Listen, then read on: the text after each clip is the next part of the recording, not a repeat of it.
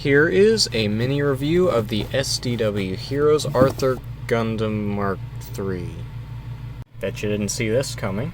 This is another one of my customs.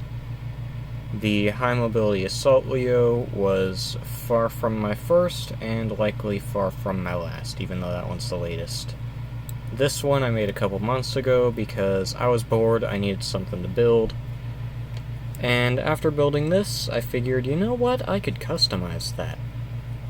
And I turned the terrible color separation little chibi knight into this.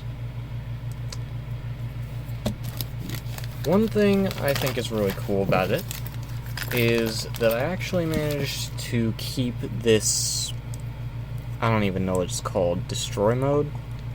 It's kind of like a destroy mode, I think. Basically, a bunch of blue stuff appears all across the armor, and it's a pain to put on.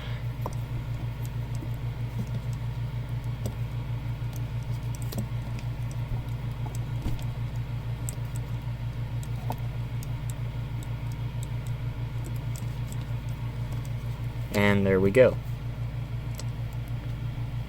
Now, sure, I like this, but what I like more is this cape. I have never messed with fabric stuff before, but with some determination and some iron-on adhesive, I didn't have to sew a single thing. And now I have a posable cape with wire in the edges that matches pretty well with the aesthetic of the Arthur Gundam Mark III.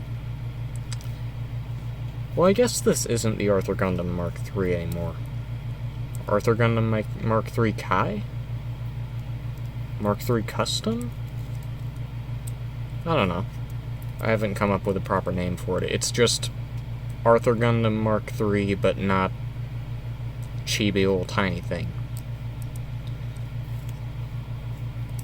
The kit that I used to upgrade this was the Gundam Sandrock, but I also used a bunch of parts from my drawer of extra parts.